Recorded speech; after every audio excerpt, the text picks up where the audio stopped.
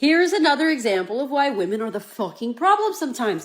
So women are like, when we go to the gym, the men stare at us. The men stare at us. We don't want you to stare at us. I just watched a video of a woman doing calisthenics and nothing but a crop top and skin tight booty shorts. And there was 3 men around her, and the entire minute video, none of them looked at her. They didn't give a single fuck what she was doing, okay? And so I noticed it naturally, right? And so I went to the comments, and every fucking female in that comment section is like, but no one looked?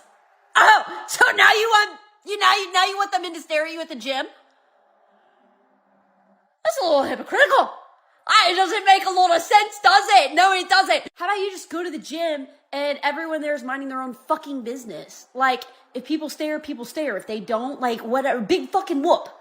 People are there to fight their own demons. They're not there to, like, oh my God. Men saying, I've just decided altogether to avoid women, that it's better to be single, guys. They're almost like happy about the fact that they're going to make the choice to avoid the entire gender of women because they have yet to actually resolve the war they have within themselves.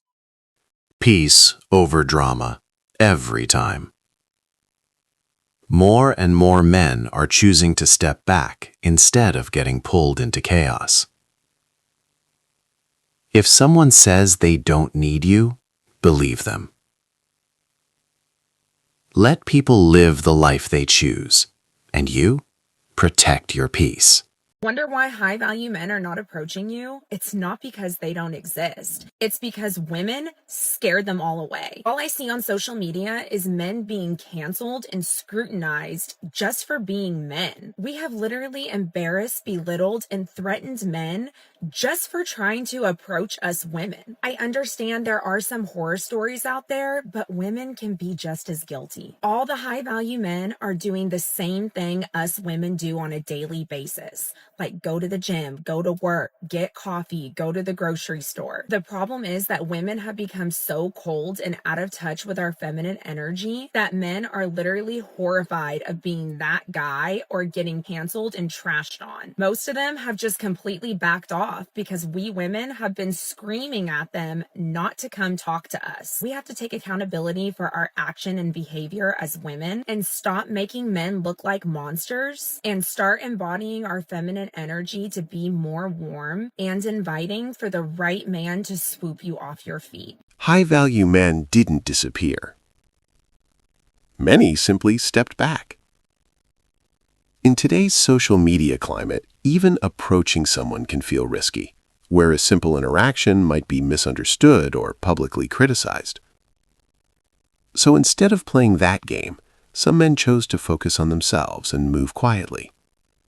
Can we please stop pretending like the reason you don't approach women is because you're scared you'll be accused of sexual harassment? That's not going to happen. You know that's not going to happen. If you approach anybody with kindness and respect, the worst they can say is no. The reason you don't want to approach women is because you're a sissy. And that's the fundamental issue. Stop trying to make it some other situation that has to do with society and culture and feminism, dude. No. Go say hi to a girl. Be nice about it. Whatever. Learn to get a little bit of zhuzh. I don't want to use the word riz.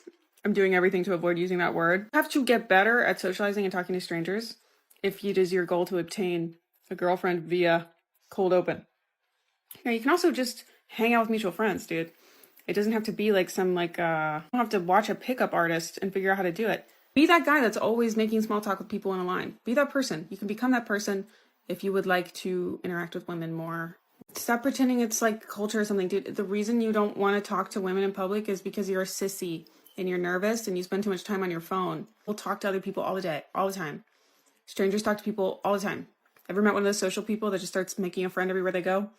Be that guy if you want to be that guy. People always say, the worst she can say is no.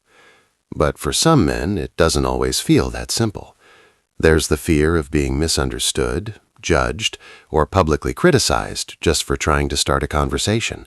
And at the same time, if you don't approach at all, you're told you lack confidence. For many, it feels like a no-win situation, so they opt out altogether. Question for the men. Why is it that men no longer really approach women in public? Because I feel like back in the 90s, early 2000s, you'd see it so frequently that men are walking up to women, having a little conversation, a little banter, a little flirt, and maybe even ask them out if things are going well.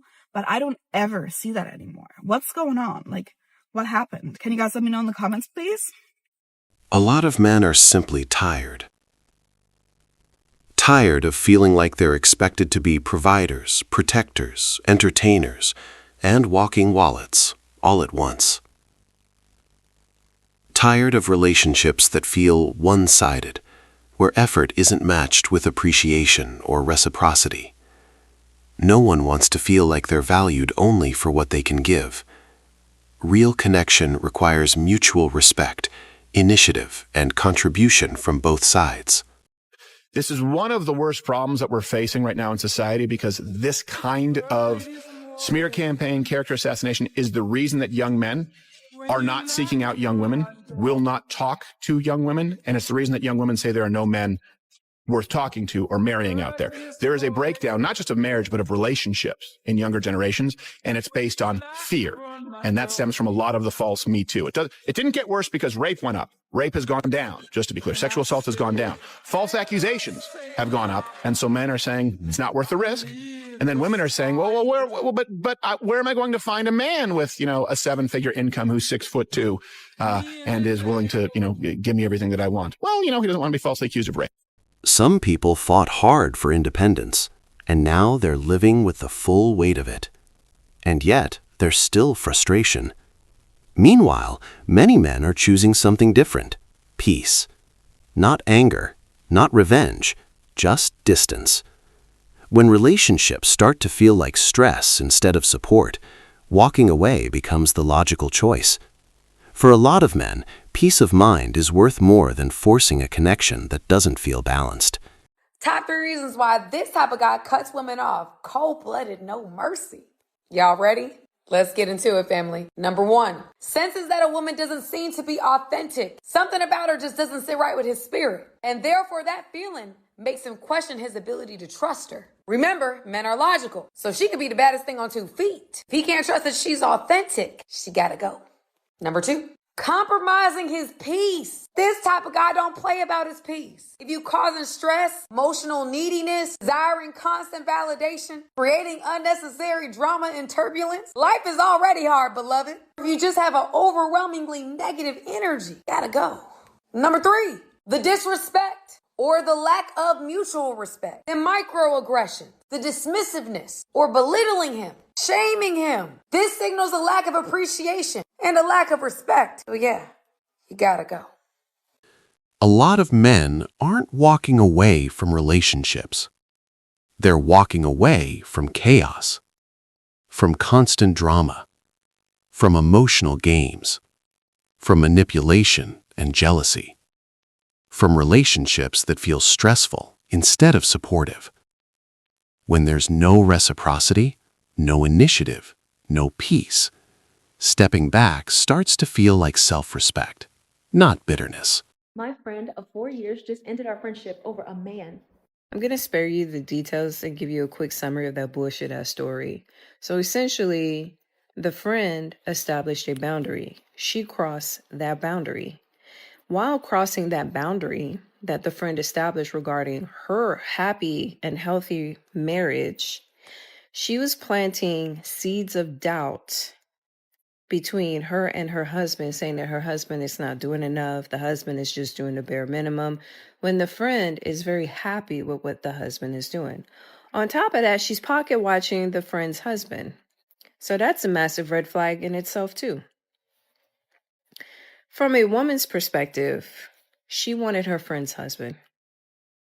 Her video is a perfect example of setting psychological traps, psychological manipulation, as well as subtle psychological warfare that women play on each other in order to attain someone or something that they desire. I've said this time and time again. The emotional manipulation and the gaslighting that women do to each other in order to form bond and closeness, to turn around and stab them and betray them at the deepest level, at the deepest core of a person's psyche and mental, That's a perfect example. We just watched the beginning stages of that. I've said this time and time again.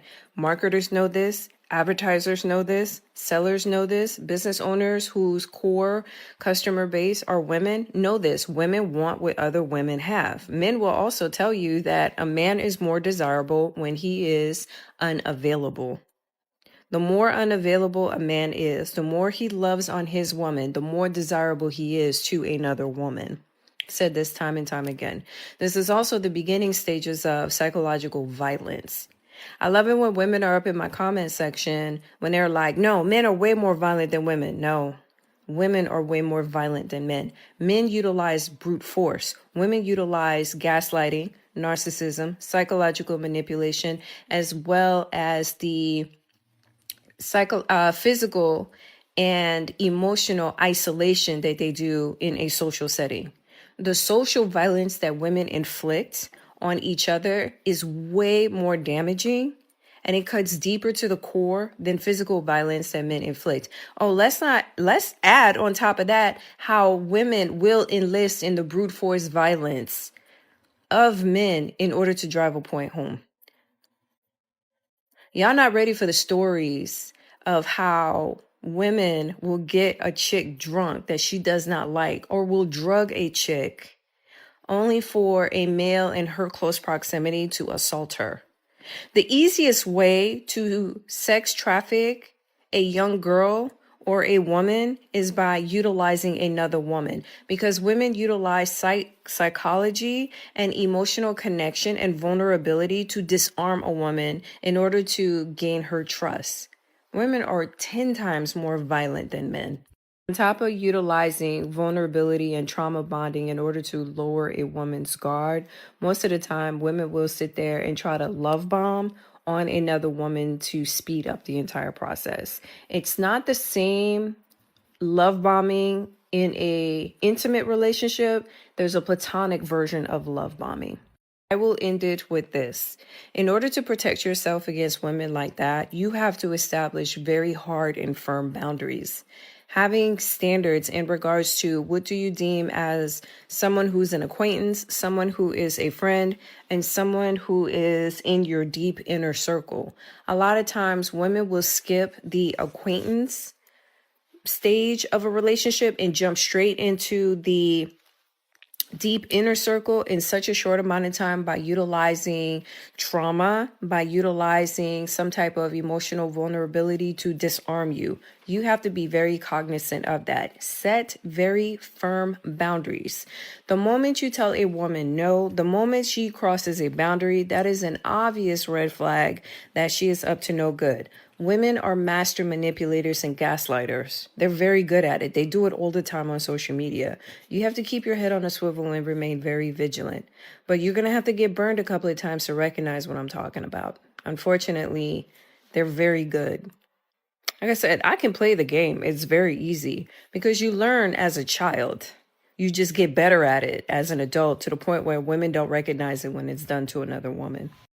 So in that situation, it felt less like a misunderstanding and more like a public shaming tactic. Taking personal issues to the internet and turning someone into a villain rarely solves anything.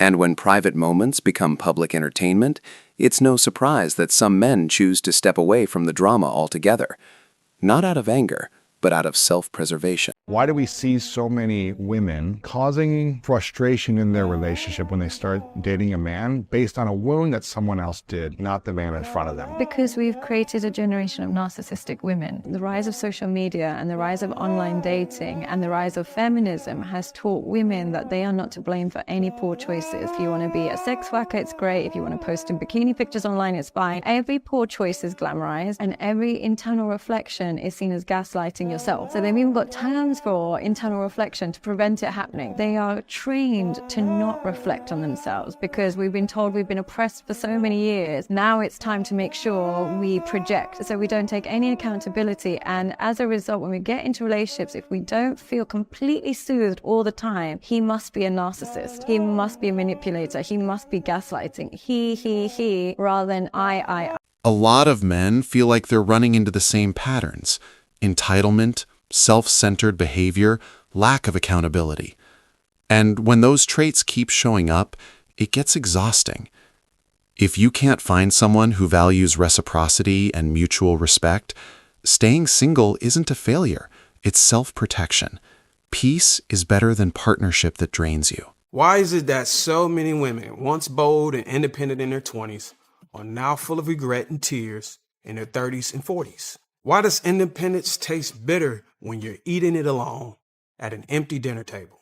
Well, today, I'm giving you 7 raw, unfiltered reasons why so many women are aging alone and they're bitter about it. No pandering, no caping, just the truth they don't want to hear, but desperately need to. Reason number 1.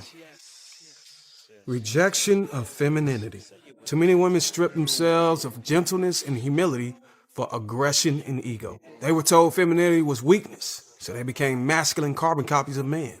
But now that the years have passed, they're realizing the truth. Men don't marry competitors, they marry complementers. Modern culture sold women a lie. Be strong, be independent, and he'll still love you. But the reality, most men don't want a second man in the house. They want a helpmeet, not a rival. Reason number 2. Independence became a religion. Society told women, you don't need a man. And now, life is proving them right, but painfully so. They did everything solo, made their own money, paid their own bills, climbed the ladder, and now they're also crying alone, eating alone, and sleeping alone. Independence is not a replacement for intimacy. And now they're realizing, I can do bad all by myself. It's not a goal. It's a curse. Reason number 3. Men are tired of being used, then blamed. Many good men got burned early. They gave love, provision, leadership, and got disrespected in return. Now those same men have wised up. They're not chasing anymore. They're not playing Captain Save-A-Ho. They're prioritizing peace over pretty. Women who once said, I don't need you, are now crying, where have all the good men gone? And the answer? We're still here. We just don't want you anymore. Y'all are so unfit for relationships. Y'all won't even tell your sons to date women with your resumes. And that is a damn shame. Reason number 4. A woman's desire to date up in status, income, and influence leaves her with fewer viable options the older she gets. Let's be real. Men at the top has access to the best. And if a woman's attitude is nasty, if her peace is absent, if her femininity is gone, why in the hell would he pick her? Men have options too, and they're choosing younger, softer, sweeter women who bring peace, not power struggles. And the icing on the cake? More and more men each year are becoming high earners in their 30s and enjoying the single life, traveling the world, and they're not looking back. Reason number 5, delusional dating standards. Too many women held on to fantasy over reality, waiting for a 6'4" millionaire, emotionally intelligent, faithful, ripped, gentle but aggressive, romantic but tough unicorn man, while bringing nothing but attitude, student loan debt, and entitlement to the table. As time passed, their value dried up, but their standards didn't. Now they sitting in bitterness, refusing to compromise, not realizing they're no longer in their prime. They're in denial. The crazy thing is, you could have kept the men who held his value longer than you. You just didn't know how to keep him happy. You failed to stay in your lane while he led. And most of y'all let yourselves go while thinking the grass was greener on the other side. And when you found out it wasn't, you started looking at younger women who looked like they were winning. You saw their bodies, the hips and the thighs, and you thought to yourself, I got enough money. I'll just go to Dr. Miami and lay down under the blade. And when he started chopping you up, the Pookie started knocking you up. And that's when you realize that even if you gift wrap shit, it doesn't take away the stink. So now you're crying with your BBL and your donut lips. And guess what? Just because somebody pulling up after 9 to pipe you, don't mean they're there to wife you. So, at this point, you can do like the rest of these bitter women. Take your ass and your tears to the churches. They'll make sure you hear what you want to hear so you can continue to enjoy your delusion. Reason number 6. Entitlement without self-work. Many women believe they were the prize without doing any other work to become it. They think a man should chase them just because they exist. But here's the truth. Beauty fades, but character remains. Men are realizing that a beautiful face can hide an ugly spirit. And now women who spent decades inflating their egos are left wondering why no one is simping for them anymore. Women with beauty, femininity, and cooperation are the only women in the world that are prize-worthy. And women with beauty, attitude, and pushback are great for back shots and making sure the neighbors know our name. The self-work women do these days, is for independence, and I'm not talking about financially. Their self-work makes them spiritually independent because they edged God out. Sexually independent because no man wants to lay up under no bitter-ass coochie. Reason number 7. Late life regret can't undo early life rebellion. You can't reject good men for 20 years, then ask for a high-value man at 40. Many women are trying to come back to the table after years of mistreating men, mocking marriage, glorifying promiscuity, and chasing independence. But by the time they came back, the table is cleared, the chairs are stacked, and the men have left the room. You don't get to reject order and expect acceptance. You chose rebellion. You chose empowerment. And it didn't work out the way you wanted it. Men do not care how much makeup you try to use to cover it up. We dealt with y'all heathens long enough to develop x-ray abilities to see through your Maybelline and Botox. So what you can do is show up for the discounts when the dogs and cats go on sale. And I might be there to help you in customer service. Honestly, it's a great time to be single. For a lot of men, it took years to realize that peace, growth, and self-focus can be more fulfilling than forcing a relationship that doesn't feel balanced. So instead of chasing chaos, many have simply stepped back. Not bitter, not angry, just clear.